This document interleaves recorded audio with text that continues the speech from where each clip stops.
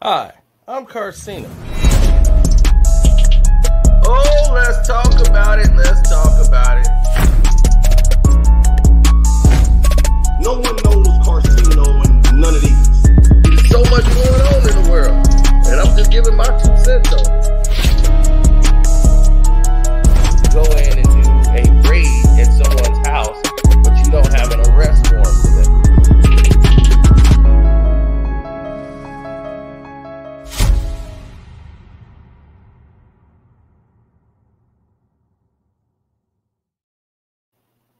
Yo, what's up? It's your boy KARCENO here.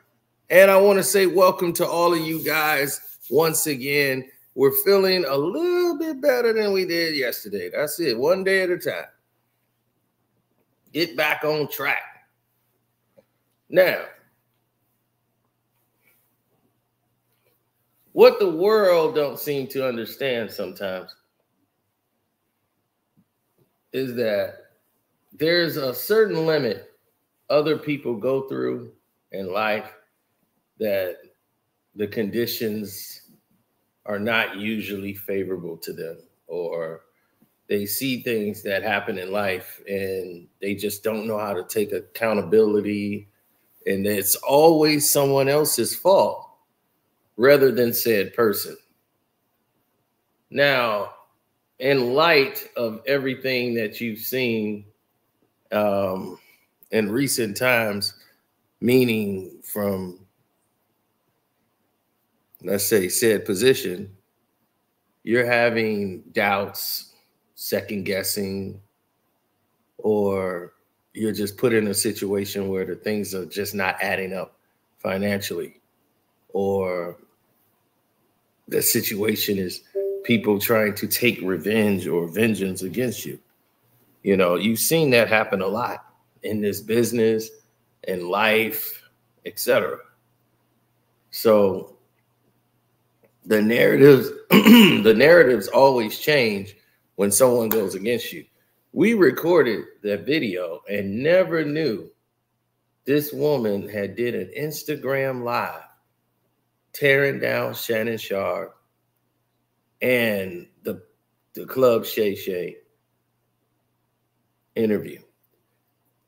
Immediately, while in that interview, I knew she was going to do this. And I said, this is why, what's his name? Joe Budden don't want her on the show. The risk is not worth the rewards.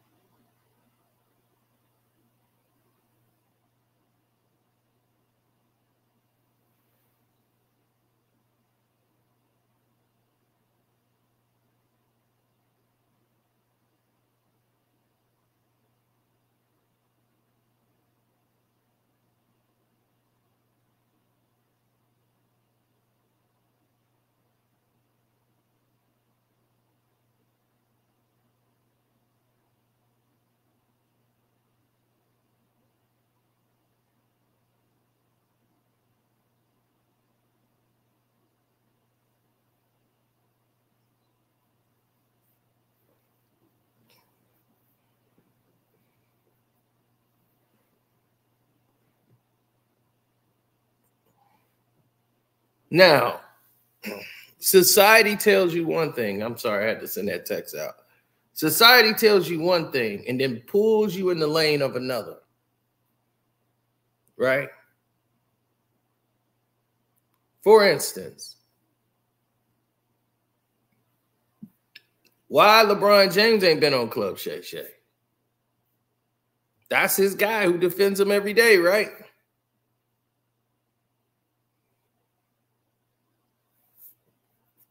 But yet, he hadn't made an appearance on Club Shay. But like Joe Budden said, the risk isn't worth the rewards. And he was right.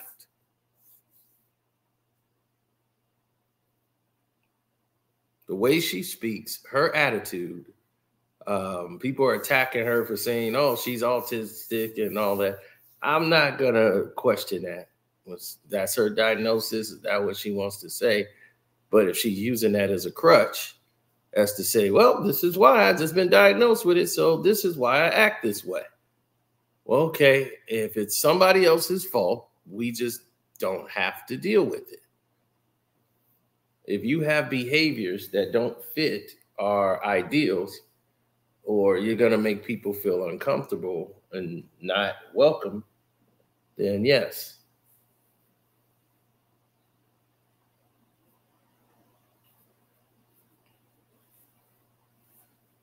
This is not ideal.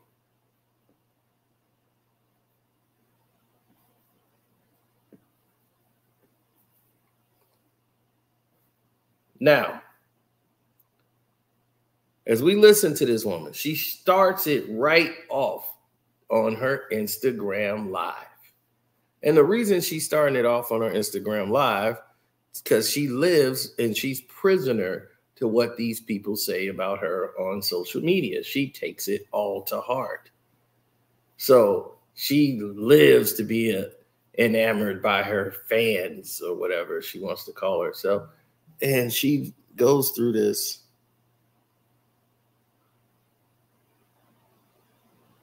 and makes these projections that doesn't usually make sense.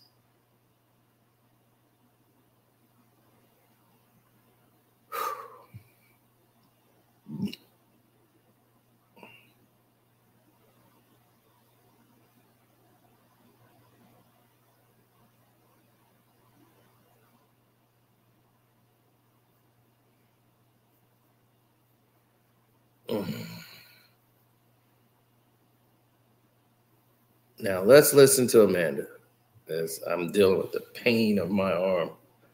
This has been the worst part of the whole thing is my arm. My arm is in worse shape than anything on my body right now. My left arm. It's just crazy. So let's listen to Amanda and listen to how she starts the live stream off. I felt like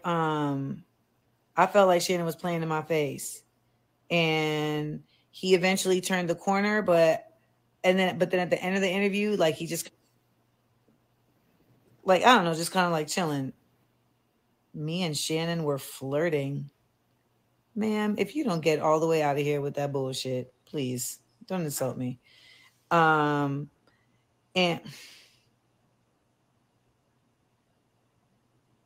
that was offensive. That was highly offensive. And it makes me wonder if you know when people are flirting with you. So when I left the interview, I just was very like kind of not sure how it was going to play out. And I knew that he had played himself in the interview in a number of times, in a number of ways. And so I knew that he would, they would probably edit some of it out. So that's how I felt.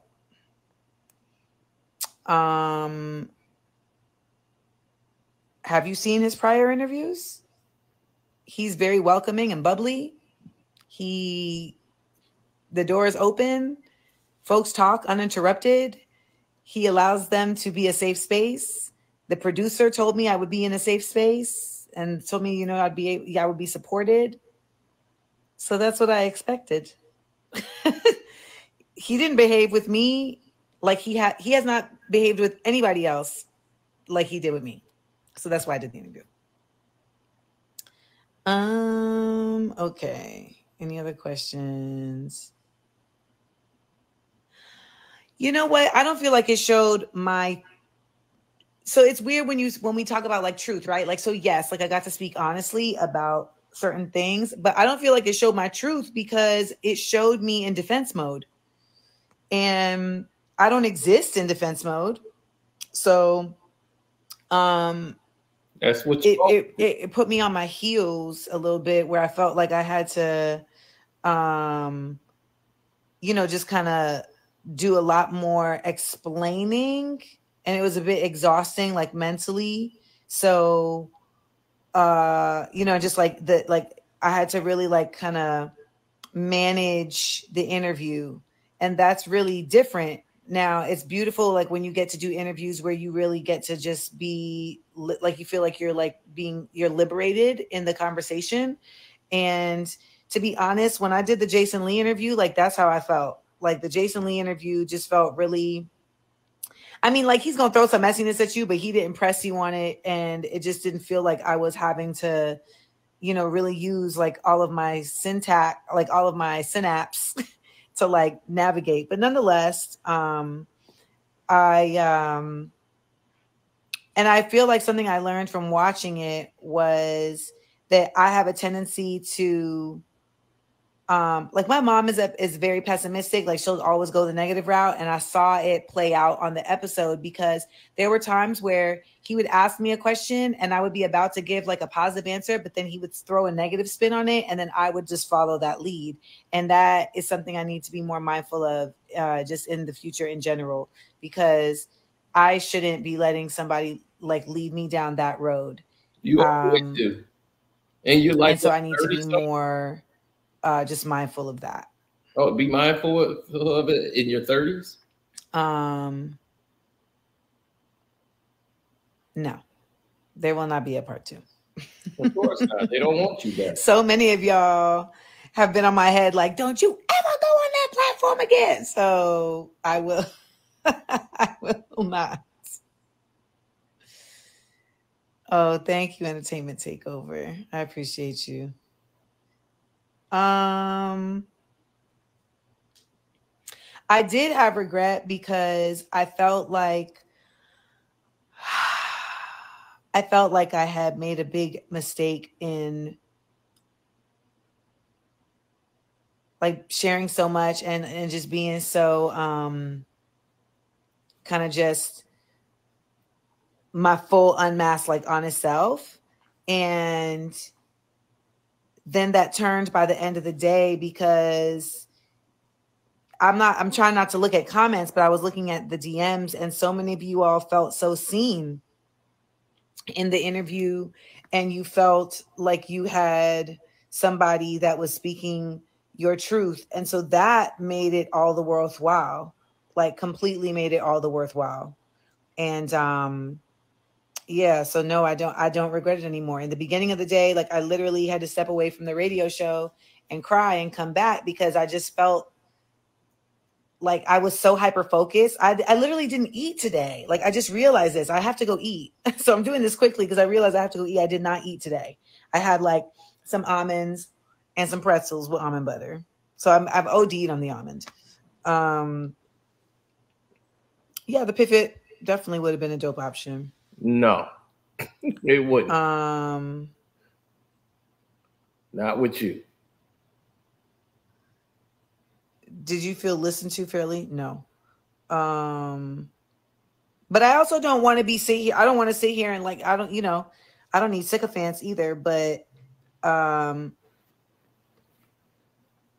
yes, there were some things cut out. It was cut out when he said to me, it seems like you think that anytime someone doesn't agree with you that they're racist. And I said, well, I mean, it's too early in this conversation to say that. And he said, no, I said, like, what in this conversation would make you feel that way?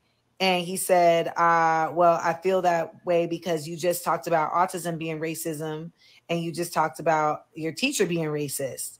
And so then I explained the racism attached to autism diagnoses and why it's like so difficult for people to get clinical diagnoses from like, because it's like $10,000. And also because as a Black woman, you're oftentimes misdiagnosed. And then they cut out where I said to him, like, didn't you leave your last job because of racism? And he was like, and they also cut out when I spoke about Palestine, even though briefly they cut out when I spoke about Palestine. And they cut out at the end, he was asking, no, I have not been clinically diagnosed by a doctor because I'm not paying $10,000 to do that. And most people will tell you that at this age, you don't need a clinical diagnosis in that sense.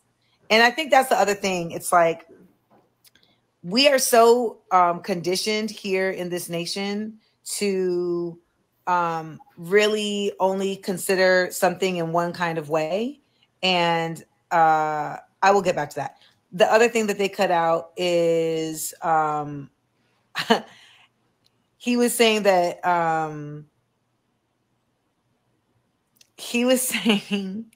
that what's it called? Hold on. He was saying that I guess Caitlyn Jenner said basically that she said like good riddance, I guess, when OJ died. And he was asking me about that. And I said, and he was like, how do you feel about that? And I was like, I mean, you know, I don't really know, but he was like, I just don't think we should celebrate when people die. And I was like, well, I mean, when the Queen died, I definitely was like, good riddance. And he was like, oh, I'm just not that kind of person. I just not that kind of person. I wouldn't do that. And I was like, so you telling me that if you went back in time and you had the capability to see your former enslaved, your people's enslaver put in the ground, you wouldn't do a little fist pump? He was like, nah, I wouldn't do it. I wasn't raised that way. I said, shit, I was. So that was that. No,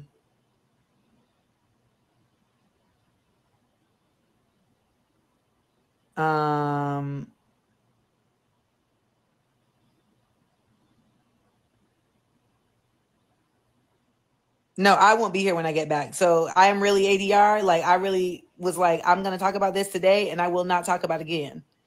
I will not talk about it again. I will not. So that's why I was like, let me hop on this thing and do a little talking. And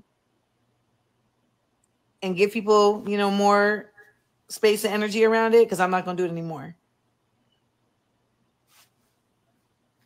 Oh, that's what's up, Keylot. I'm really glad that happened.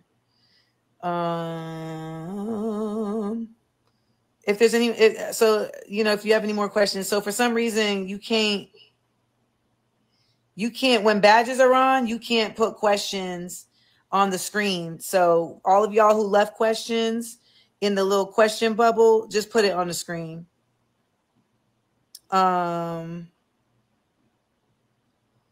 Seeing a black man, listen, this was wild. This was wild to me, because I was like, I can't make that make sense. I can't make it make sense. I was really flabbergasted by it. So,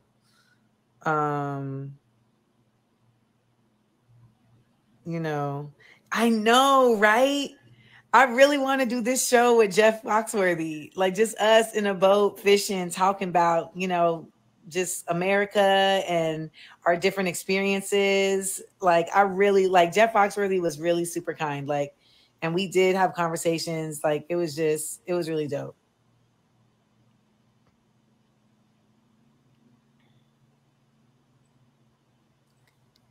Yeah, I do.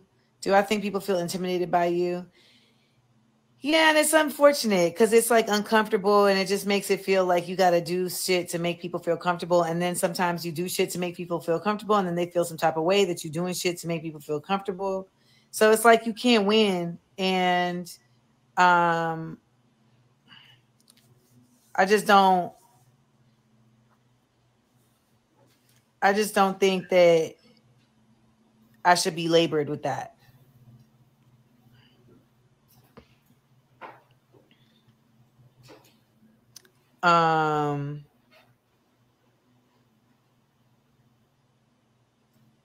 What?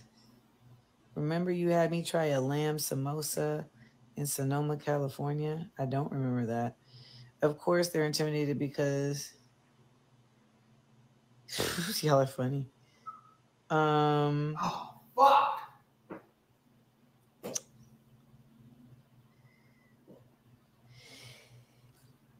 I did, right? I really was like, boop, boop, boop, boop, boop, boop, boop, boop, boop.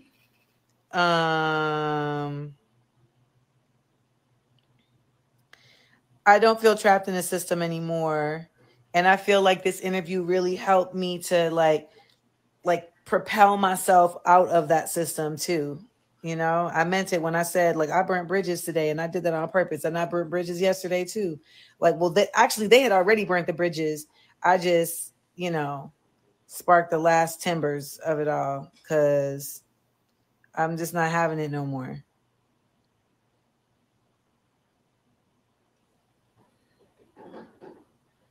I've been on antidepressants for I think 2 months now.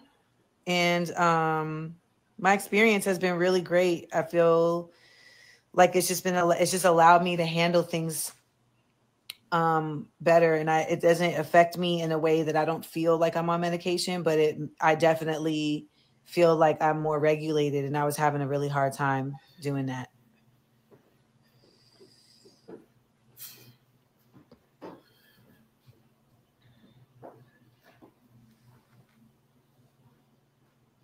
Yeah, I would absolutely do Sherry, Jennifer Hudson, or Tamron. I've done Tamron before. I spoke to Tamron the other day.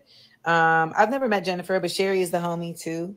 But you know, I just need to take a break from just being in the mix like that. And I'm gonna be on this tour, so get your tickets. That's really it. My goal in the entertainment industry moving forward is to not be a part of the entertainment industry. I want to just be liberated completely. I want to exist as Amanda Seales. Like, I don't want to have, like, I don't even want to have this title of comedian or actress or etc. Like, I just really want to exist as Amanda Seales, and like folks are just kind of going along with or taking in, just the different creative ventures that I'm putting out there as they see fit. And that's what I really want to do. I don't want to exist within any of these boxes that I had to put myself in order to make it make sense. Hey, Robert. And like Robertson here, we went to Purchase together. Like, he know me 20 motherfucking years. Like, I've always been that person, like just a multi-hyphenate, and I really feel like I want to go there. And yes, I really want to sell my art full time. Thank you so much. And that is something I am definitely driving towards. And Papaya said, I feel this interview vindicated you tonight. I've been telling my wife you're the truth forever and won her over with your honesty. Thanks. Usually it's the opposite. Usually it's the wife trying to win the husband over, trying to tell them to get on the Amanda Seales train. But I appreciate that so much. And tell your wife I said thank you. Get on a train that's running out of. Well, it's not that I get scared or doubt my opinions. I mean, I think it's just that I'm always ready to admit when I'm wrong, even though people love to say I don't take accountability. That's just fucking not true. Like, I will say, hey, like, I used to think such and such, and now I know XYZ, and so now I think such and such. And the thing about it is that people want you to do these big, grandiose declarations of apology to them as individuals, because somehow that makes them feel like they need it, and it's not about you as an individual. So my opinions are grounded in research. They're grounded in information. Like, I'm not just speaking about shit out my neck. So I don't really have a fear about my opinions, because I don't speak them. I don't speak them gratuitously. All right, I'm gonna take 2 more questions. Hey, Gary.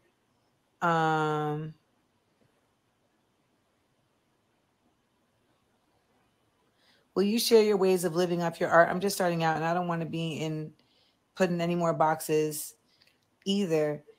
I got to be honest with you. I think I had to go in the boxes when I started out, because it's like I had to make a way for myself, because I needed to pay for my bills, and I don't work well under financial duress. Like some folks do. Some folks, you know, like that starving artist trope. Like some people really do feel like they work their best when they got like their back against the wall, and I don't feel that way. So I feel like there was something to be said around just like having to go in the box to get to get financial like stability. I think there's also something in just the process. Like I went in these different boxes and really like marinated in them, you know, and learned. And so when you're a true multi-hyphenate, you really do have to like take up space in certain spaces to get your processes down and to expound and to evolve. So it's like, you know, I've been a DJ in a real way. I've been a MC in a real way. I've been a comedian in a real way. So, you know, I've been an actor in a real way. So like all of these things I've committed to them in real ways, even though I didn't stop doing the other things. And so when they all came together, now I'm at a point of mastery where I'm just like, I can make my own box. And it took time. So I don't want to tell you that that's your journey, but that's what my journey was. And I think that there's something that I hope that there's something that you can take from there. The Black media, you would ask, like, what do I think Black media should do? I mean, I just think, you know, Black media is a weird ass word at this point.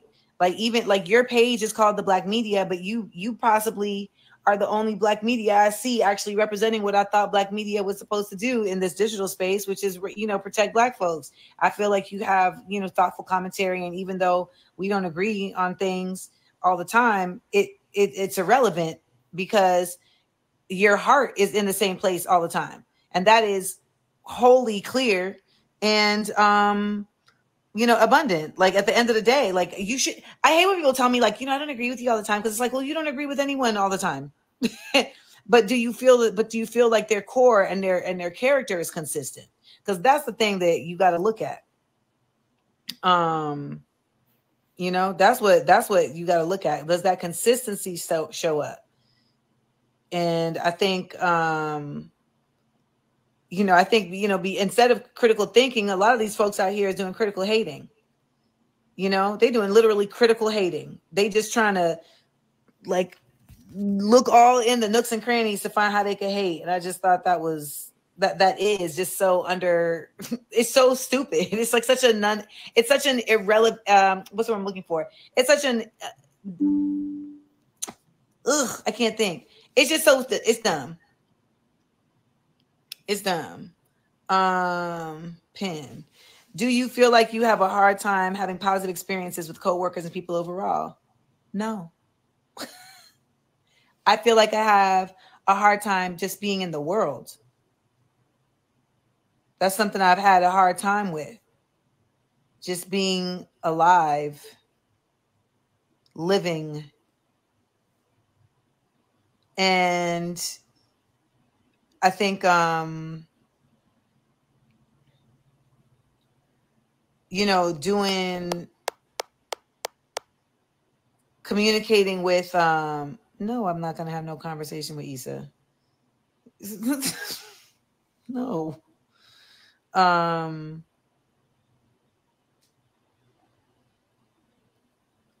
think it's like, I've been in spaces that I didn't belong because I've been in spaces that don't accommodate people like me. And I'm not even talking about the autism. I just mean like, they're spaces that are for self. It's so for self. So like, if you're not on that, like you're not gonna fit, you know, you're just not gonna fit. So, that can be a bitch, but I feel like there's a very frighteningly incorrect misrepresentation of me, and this idea of like Amanda having a hard time in like workspaces. It's like, no, Amanda will not let you fucking play in her motherfucking face. She will not. She will not. She will not. She will not. And I'm in a business of people who literally wake up every day. People, that feels like, now as a man, y'all would be like, this is not last. Y'all have. All right. The audio's going haywire. I believe it was on their end. and her live stream was tampered with.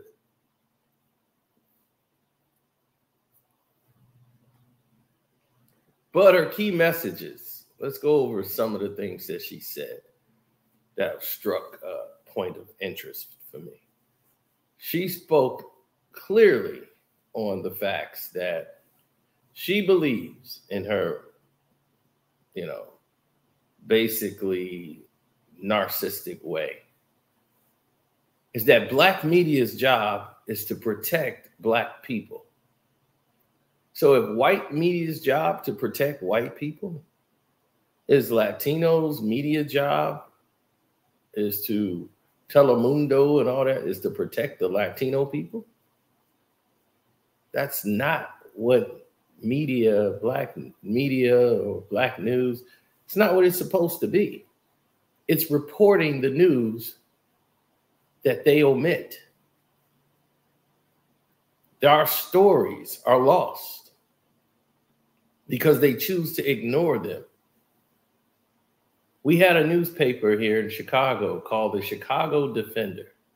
And the Chicago Defender job was to report the news. And they seemed to report the news that the Sun-Times just couldn't find space for. Or the Chicago Tribune, the two major network newspapers, couldn't find the stomach for. But the Chicago Defender told you what was happening in your neighborhood. The Chicago Defender was telling you what was happening that was affecting you as Black people. It gave you the news that was more for you. And they had to go door to door to try to get people to subscribe to the Chicago Defender so that the Chicago Defender could stay active. They could keep hiring writers. They could keep hiring people to stay to do this work. And I was very blessed to have the Sun-Times.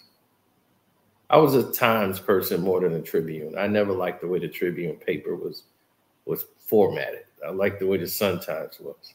Plus, I was on the South Side, and that seemed like the South Side paper, where the Tribune was too much to the, the conservative white side of news reporting.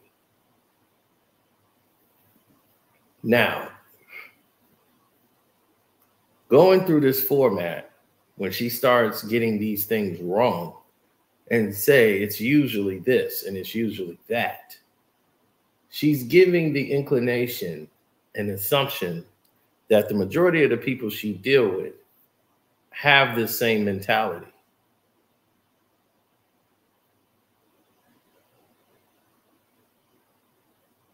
And that it's everybody else not being appreciative of the opportunity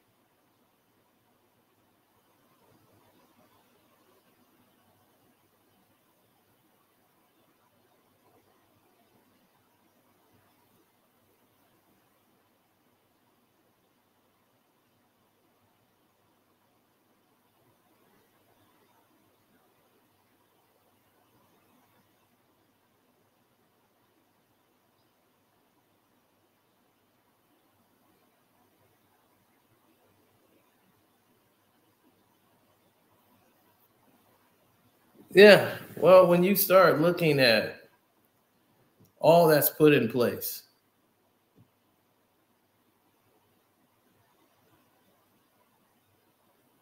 you start to understand the plight.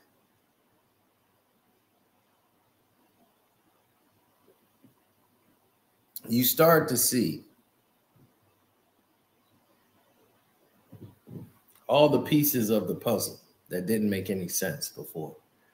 You start to see that there's a larger scale, larger scope of the reasoning for a lot of the actions that was made. And as you see it, you grow, impatient. You grow intolerable to the decisions that were made,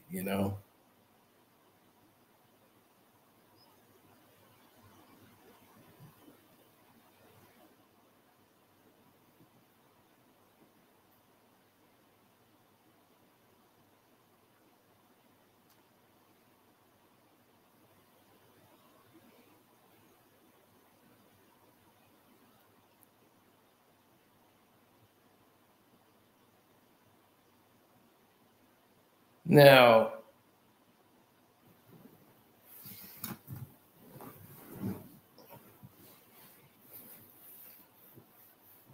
when we start seeing society, in other words, go in a direction that doesn't usually fit the narratives,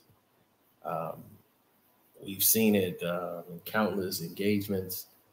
And what we've come up with is the fact that most of these people just don't trust. People naturally, is in their duplicitous way, not to trust the system, not to trust ideals, not to trust the way things are materializing. And that's okay, that's your right. But when you see people like Amanda Seals considerably being an annoyance and talking about, people say, I don't take accountability. That's bull. I do it all the time. I just don't do it on a grandiose stage. Well, that's not taking accountability, because whatever platform you use to incinerate someone, when you realized you was wrong, you didn't take the same avenue. Whether you said it on some Mickey Mouse Club thing and said, y'all didn't hear when I said it. No one ever hears it because you made sure no one was going to hear that you were wrong. And that's the problem. You have to learn to take onus to what it is that you've done.